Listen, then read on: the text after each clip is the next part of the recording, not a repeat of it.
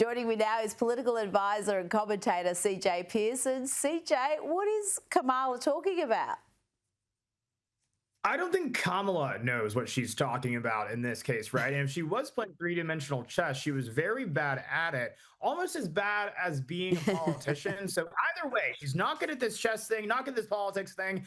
Is Kamala Harris good at anything? I'm struggling to answer that question. Now, I'm interested in your take on the growing conflict within conservative ranks. There's two sides battling it out. Ben Shapiro's on one side, Tucker Carlson on the other. And I want to play you a clip that has gone viral in the past 24 hours. It's Ben Shapiro. He's talking about housing and affordability. Let's have a listen first. If you're a young person and you can't afford to live here, then maybe you should not live here. I mean, that is a real thing. I know that we've now grown up in a society that says that you deserve to live where you grew up. But the reality is that the history of America is almost literally the opposite of that. The history of America is you go to a place where there is opportunity. And if the opportunities are limited here and they're not changing, then you really should try to think about other places where you have better opportunities. CJ, Ben Shapiro is copying significant criticism for that. Is that unfair? There's an argument that that brand of conservatism is going to alienate young voters and voters who feel like they can't really get into the housing market, that it's the privileges their parents had is not available to them. No, you're exactly right. And I think that type of just pessimism is not what's going to be what wins over the hearts and minds of young people and brings them over to our side.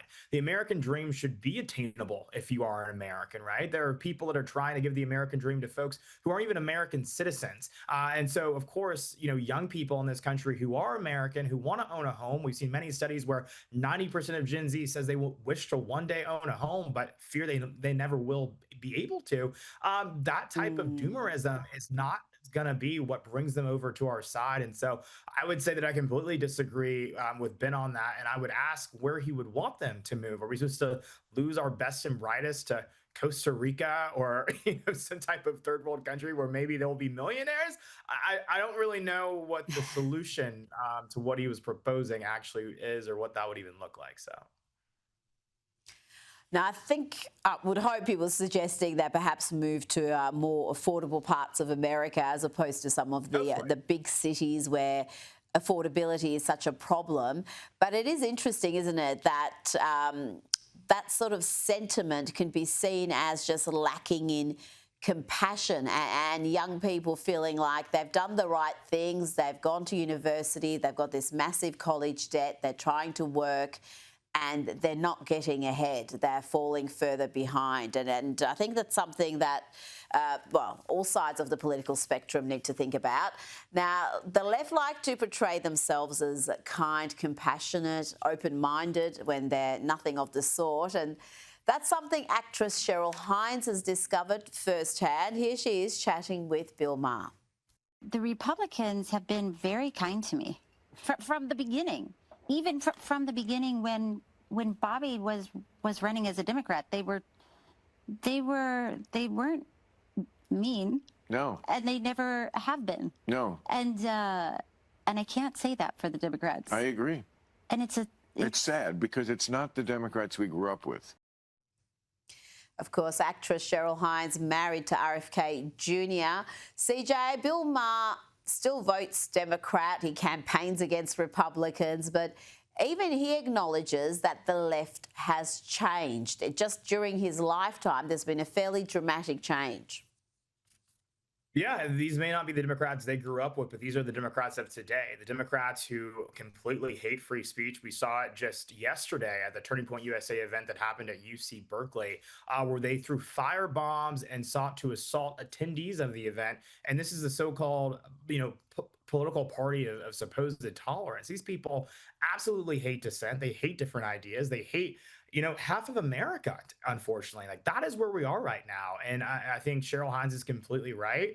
What I hope is that, those classical liberals, those old school Democrats realize that there is no home for them in the modern day Democrat Party. I hope that they, find themselves, looking at other options. Bill Maher is someone that, I feel like sometimes we give him a little bit too much credit because I think that he knows that reality is true, that there is no home for him in the modern day Democratic Party. But still, he hasn't found his way, outside of it quite yet. But I'll hold out hope for him, and hopefully he'll make the jump one day.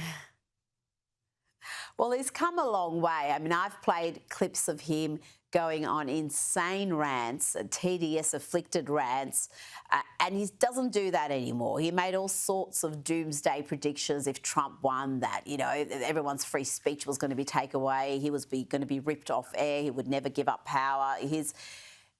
He's moderated somewhat, so there's hope for him. Let's just see if he's fully cured of his TDS.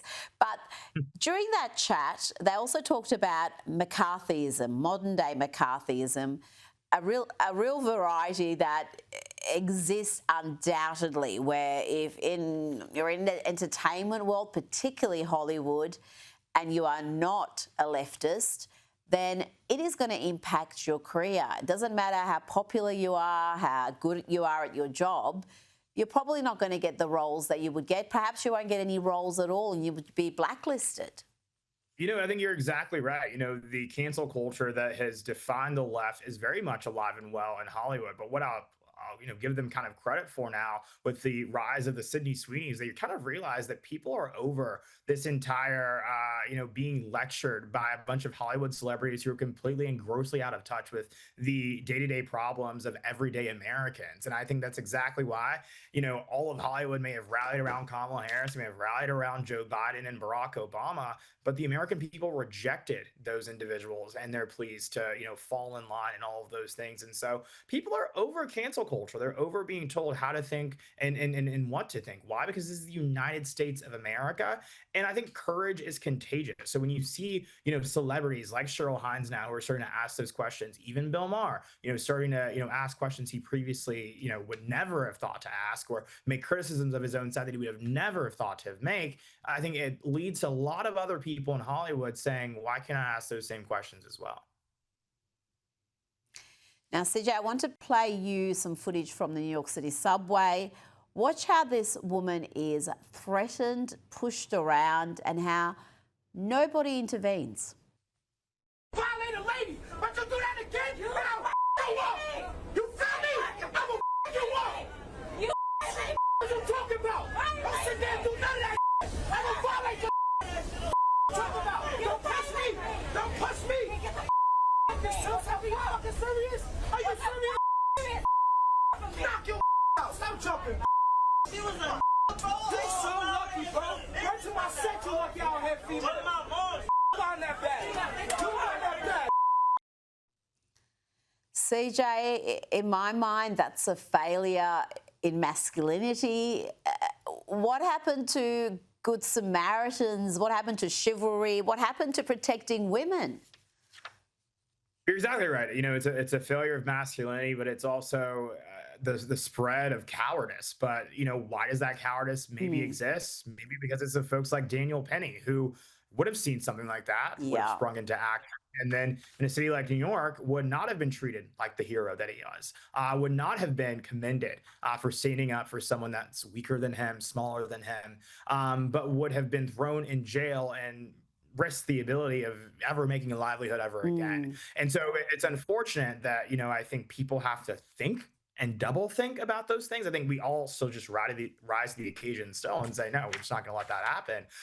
But I think that we're seeing exactly the type of reaction that the conditions of New York City and their law enforcement have created, and it's only going to get worse under Mom Donnie. So it's if this is a foreshadowing of what's to come, I think that this is going to get a lot worse from here. CJ Pearson, thank you so much for your time.